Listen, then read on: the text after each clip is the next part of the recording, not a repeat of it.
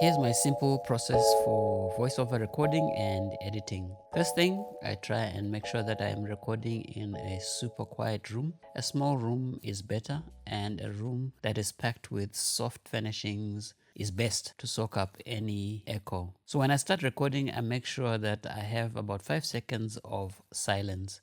This is called the ambient sound, and this will come in useful in the editing process. So once I've recorded my voiceover, I go into Adobe Audition. The first thing is I do noise reduction, and this is where the 5 seconds comes in handy. The noise reduction stage takes care of any hisses or hums and any background noise that you might have had when you did your recording. And so in Audition, I need to teach the program which sound to exclude from my VO. And I do this by selecting the silent part and then pressing Shift P and pressing OK. And this is now used as the noise print for Audition to clean up.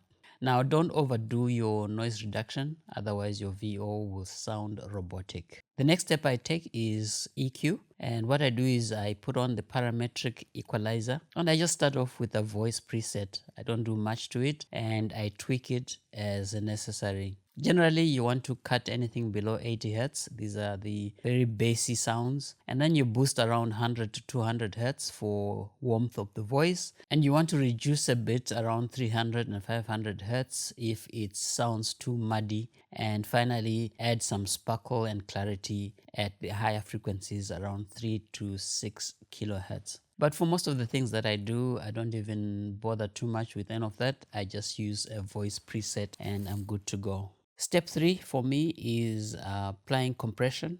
Again, I just use a vocal preset for compression, and this helps to even out the voice without me having to stress out about all the settings. Compression is quite a complicated effect and you can get lost in all the settings.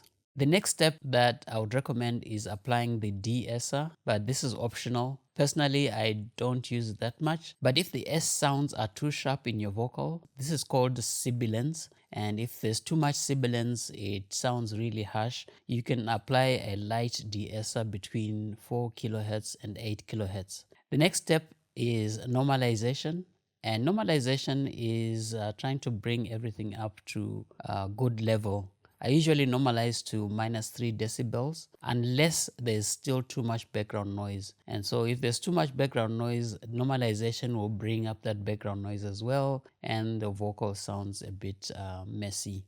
And so if there's too much background noise, then I usually leave that out. Lastly, I add a hard limiter. This helps to make sure that nothing clips above a certain level. For me, I usually set it at -3 decibels, but some people will recommend that you just put it at -1, and this helps to catch any peaks that might cause distortion. That's it, my voiceover editing process in Adobe Audition.